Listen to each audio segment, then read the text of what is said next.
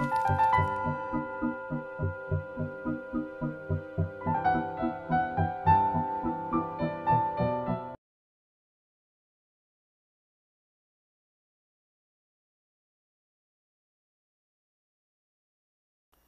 other side of trying. Tibetan Buddhism is energy efficient to an extreme degree.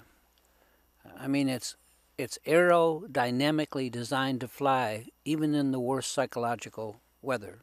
It just works. When we run out of good things to do, we can start looking at and absorbing all of the so-called bad things one by one. They contain their own demise, and more important, they contain the energy needed to fuel us on to even greater awareness. If you read even a little in the Buddhist literature, you will come across the phrase, the 3 poisons, or sometimes it's the 5 poisons. The 3 basic poisons are ignorance, ignoring, attachment, our desires, and aversion, what we hate, don't like. Now these often are expanded into the 5 poisons by adding pride and jealousy to the 3 above. So then we would have ignorance, attachment, aversion, pride, and jealousy. In other words, our likes, dislikes, and all that we just, ignore. Now, the Buddhists are very list-oriented. Everything is always listed out, the 8 of this, the 5 of that, and so on. These lists are very helpful, but only if you grasp the thread that binds them together. Really, they're kind of like a synopsis or summary. You have to know what the heck they're talking about. And the lists always seem invariably more advanced than I am. They're like a crib sheet, they're not a tutorial. So lists of all kinds just kind of put me to sleep at first sight. So I'm not going to discuss the Buddhist lists here. My only point in bringing them up is that a list like the 5 poisons is always accompanied by their inverse, which in this case are called the 5 wisdoms or the 3 wisdoms. In other words, the 5 poisons somehow contain within themselves the 5 wisdoms. And how does that work? And this is really something worth considering. It's not just idle talk, not just a list for list's sake. It's key information laid right out in the open and even pointed at. So there's nothing secret here, yet in the confusion of our day-to-day mind, in our general busyness, it's hard to grasp what it means. So things might as well be secret because we don't know about them. I feel the Dharma is so cool. It never stops. Indeed, it's like a law of nature, the laws of nature. I mean, that is the Dharma. It's the gift that keeps on giving. The farther I get into it, the more fluid and spontaneous I find the Dharma is. Of course, I'm getting more fluid and spontaneous as I practice it. I don't want to be particularly poetical here, but indeed the Dharma is the thread on which the beads of my life are now kind of strung. It just turned out that way. And what is more amazing than to find that in the secret heart of all that ails us, deep in our vices, the 5 poisons, is just the energy that we need to enlighten ourselves. And it's always there for when we need it. These poisons appear to be everything that holds us back from just becoming naturally more aware. Yet themselves, they contain the means for this greater awareness. They are key. And we will never wake up or become aware by just crossing our fingers at these poisons and trying to avoid them or keep them away. We have to actually look at them. We have to get to know what it is that we're trying to escape from. In fact, the 5 poisons are like little time capsules of energy embedded in our mind stream, waiting for us to discover them.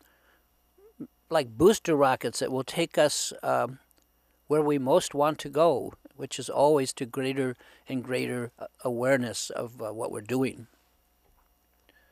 This secret stash of energy can't be tapped by running away or by denying the 5 poisons, trying to keep them at arm's length. Don't do this, don't do that. That's exactly what has us bound to them now, our attachment, or in this case, aversion. We hate them. We don't want them to touch us. But that's just another form of being attached to them. I'm not saying here to run out and strengthen the 5 poisons in your life. That would be a big mistake of what I'm pointing at here. It's not the content of the 5 poisons that we should follow, but rather learning to know the true nature of the 5 poisons for ourselves. We have to go and learn. That's what should be on our to-do list sometime in the future. So how do we do that? There's no better place to start that I know of than to begin to monitor, to look at our reactions as we react. It takes a little bit of practice, but really not much. And we can do it just all day long as these reactions happen, as things come up.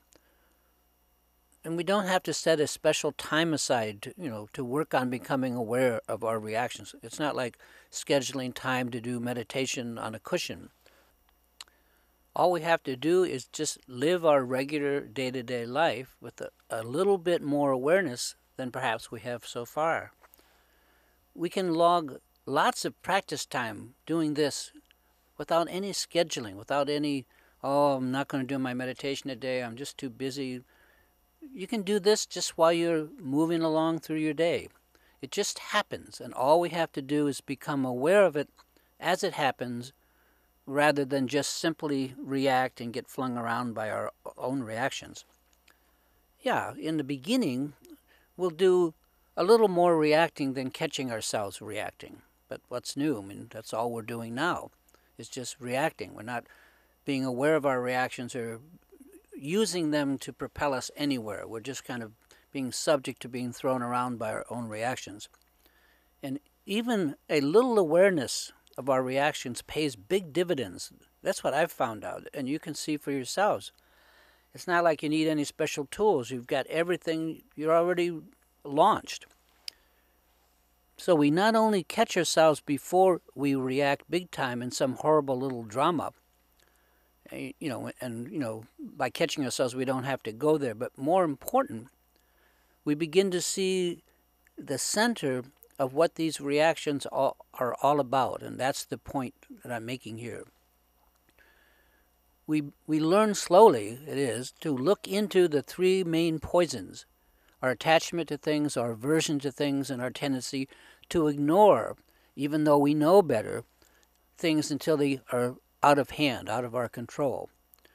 So this amounts to what we like, what we don't like, and what we choose just to ignore completely. There's nothing unknown or strange about these 3.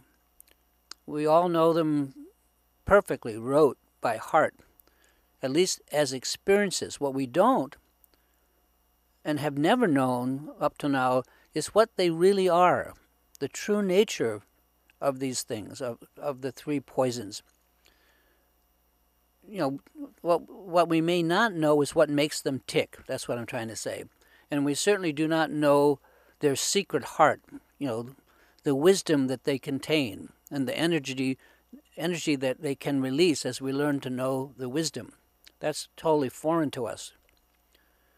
So we can search through life for the keys to our release, clinging to what we like, trying to draw it close to us, and avoiding as much as possible what we don't like, keeping it at arm's length, which is much like trying to ride a beach ball in the middle of a deep swimming pool. Good luck.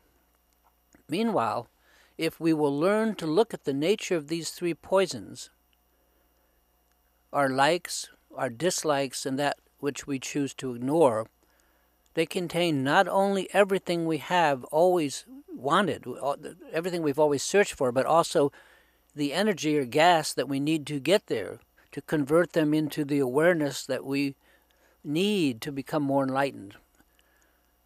I'm not trying to preach here, I'm just saying.